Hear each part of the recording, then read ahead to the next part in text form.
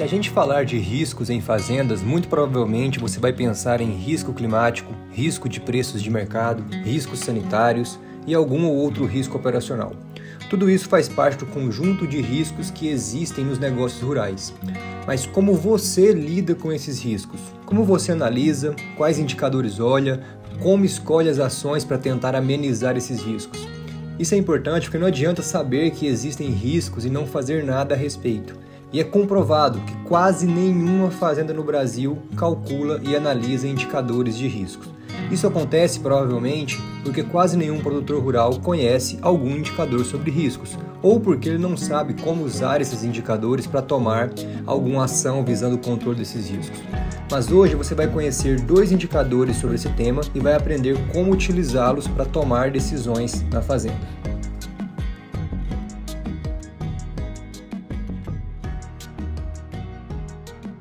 Meu nome é Gabriel, sou aqui o sócio fundador da Magia Consultoria, sou engenheiro agrônomo e vou apresentar para vocês aqui um pouquinho desses conceitos sobre 2 indicadores para gestão de risco, como que você calcula, mas calcular a gente nem precisa, porque nossas planilhas elas já fazem todo o trabalho matemático para a gente, mas como que você analisa esse indicador para depois tomar decisões aí na sua fazenda, tá bom? Mas antes da gente começar, eu estou até com o computador aqui, eu vou precisar dele para mostrar para vocês alguns dados reais de 2 fazendas que a gente atende em consultoria para calcular esses indicadores para elas e usar elas como exemplo, tá bom? Mas antes da gente começar aqui na parte do computador, eu acho importante trazer alguma ideia sobre essa parte dos riscos em si, porque para fazer gestão de risco a gente tem que entender bem o que são esses riscos, né? E risco, toda vez que a gente falar sobre isso no ambiente de negócios, a gente trata aqui fazenda sempre do ponto de vista empresarial, né? A gente tá se referindo à incerteza perante os lucros futuros, perante os resultados futuros. Sempre que a gente fala resultado, estamos nos referindo aos lucros da fazenda. Então, o risco em si é uma incerteza perante esses resultados, perante esses lucros futuros. Toda vez que a gente tem um maior nível de incerteza sobre esses lucros futuros, a gente tem um maior risco. E quando a gente tem uma maior previsibilidade sobre os lucros, a gente tem um risco num nível menor, tá bom? Então esse é o conceito geral.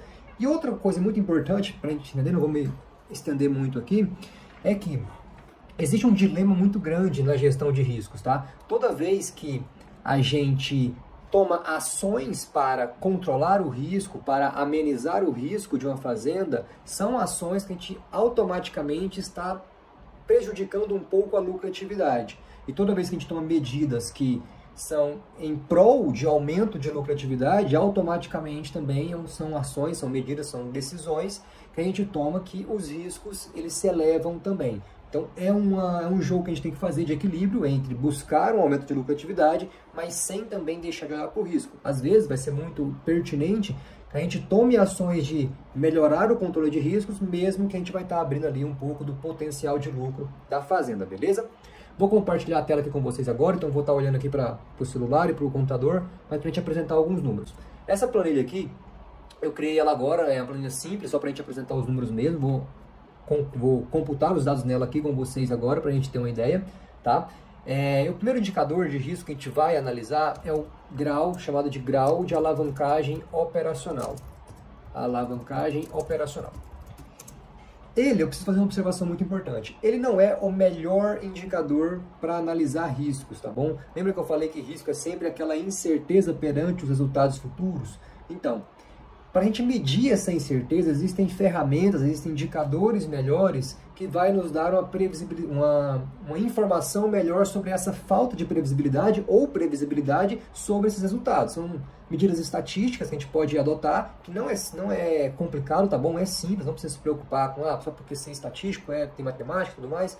É muito simples, com o Excel que a gente consegue fazer. As nossas planilhas já ajudam demais nesse aspecto, mas o grau de alavancagem operacional ele tem uma vantagem muito grande, que ele é muito simples de ser calculado. Então ele nos mostra, ele nos dá uma visão interessante e meio que geral sobre o nível de risco da fazenda de forma mais simples do que os outros indicadores, que são mais precisos e mais, talvez, confiáveis, entre aspas, para você analisar e medir os riscos de uma fazenda, tá bom? Então vamos trabalhar esse grau de alavancagem operacional. Como que a gente calcula ele? A gente precisa de somente 2 indicadores para calcular esse grau de alavancagem operacional. O primeiro indicador é um indicador muito importante e que pouquíssimas fazendas calculam, que é a margem de contribuição. Então, se você não calcula a margem de contribuição na sua fazenda ainda, comece a calcular o quanto antes, tá bom? E o segundo indicador para calcular o grau de alavancagem operacional é o lucro operacional da fazenda. Esse lucro operacional, eu acredito que ele é mais comum, mas ele é mais comum até por um erro, porque tem muita gente que calcula os fluxos de caixa da fazenda, tá bom? E fluxo de caixa é diferente de lucro, mas o fluxo de caixa operacional é igual ao lucro operacional. A gente tem diferentes tipos de fluxo de caixa e temos diferentes tipos de lucro. Nessa situação aqui, o lucro operacional é igual ao fluxo de caixa operacional, mas não trate o fluxo de caixa total da fazenda como lucro de maneira nenhuma, tá bom? Então vamos pegar dois exemplos aqui dos fazendas rapidinho para a gente calcular esses indicadores. Margem de contribuição da fazenda 1. A nossa planilha de indicador financeiro aqui já nos mostra esse valorzinho aqui. Nesse caso, dessa fazenda foi 2,5 milhões. Vamos copiar ele aqui. Lucro operacional da fazenda 1. A gente sobe aqui. Como eu falei, ele é igual ao fluxo de caixa operacional, então a gente pode pegar essa informação aqui, mas somente para esse caso, tá bom? Fluxo de caixa não é igual a lucro. Como que eu calculo o grau de alavancagem operacional? Basta dividir a margem de contribuição pelo lucro operacional. Nessa fazenda aqui ficou em 1,50. Vamos pegar para a segunda fazenda agora. Margem de contribuição dessa fazenda foi de R$206 mil. E o lucro operacional de R$126 mil. Dividindo um pelo outro, me deu 1,63. Então, eu já tenho aqui uma sinalização de que a fazenda aqui número 2, no nosso exemplo, é uma fazenda que está num nível de risco maior, tá bom? Então, daqui a pouquinho a gente segura para a gente fazer a análise para tomar a decisão aqui. Eu quero trabalhar com vocês agora o segundo indicador. Esse aqui, na verdade, talvez seja um dos mais importantes, porque ele, na verdade, vai te mostrar se o risco que você tem na fazenda compensou. Ou seja, valeu a pena correr risco? Esse é o indicador que nos mostra a vantagem ou desvantagem de correr o risco com os negócios. E ele é chamado de prêmio de riscos. O que a gente precisa para calcular o prêmio de risco? A gente precisa da rentabilidade da fazenda no ano. Então esse indicador aqui também que é essencial, ele é o indicador talvez mais importante de todos. Pouquíssimas fazendas calculam. Muitos confundem margem de lucro com rentabilidade, são coisas diferentes.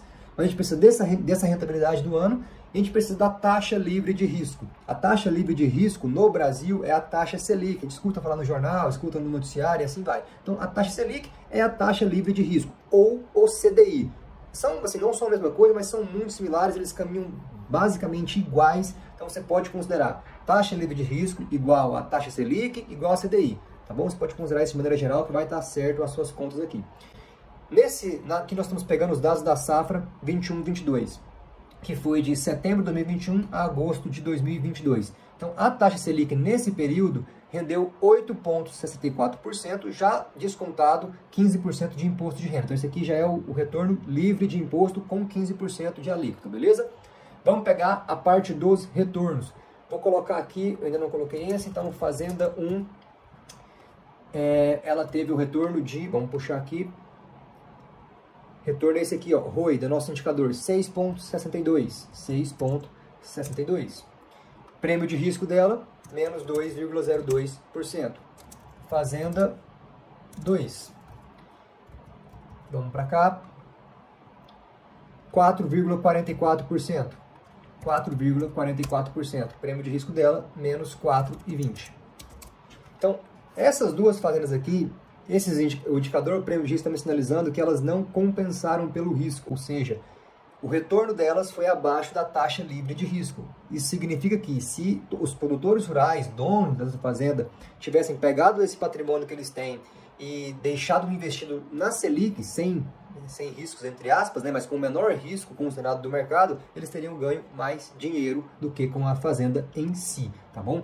Então, esse prêmio de risco sinaliza que nesse ano especificamente, na safra 21-22, a fazenda apresentou um retorno abaixo da taxa livre de risco. Foi para esse ano. Não sei como é que foram os anos anteriores, não sei como é que vai ser os anos futuros. Mas como que eu pego esses dois indicadores, duas informações e parto para tomadas de decisão, que é talvez o mais importante, né? Você ter um indicador, analisar esse indicador e tomar uma decisão.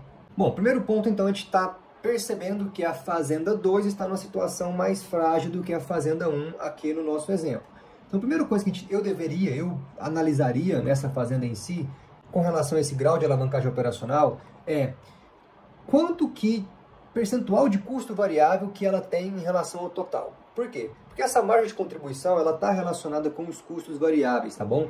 esse grau de alavancagem operacional maior me sinaliza que essa fazenda tem muitos custos fixos, ou seja, se tudo der errado com a produção, ela ainda vai ter bastante conta para pagar de custo fixo. Já essa fazenda aqui número 1, ela tem um número de custo fixo, mas que provavelmente vai ser em proporção menor do que essa fazenda 2 aqui, devido a esse grau de alavancagem operacional estar menor. Então, eu começaria olhando para esses custos variáveis. E qual o tamanho que esses custos variáveis estão tendo? Porque provavelmente, para essa fazenda aqui número 2, pode ser que seja interessante ela aumentar a produção. Por quê? Porque ela vai adicionar mais custos variáveis, consequentemente, adicionar mais receitas também no futuro depois e provavelmente melhorar esse retorno aqui de forma que ele vai ficar mais pareado com a taxa livre de risco. Então, para essa fazenda número 2, eu acredito que um aumento de produção, isso aqui é uma sinalização inicial, tá? A gente tem que aprofundar muito mais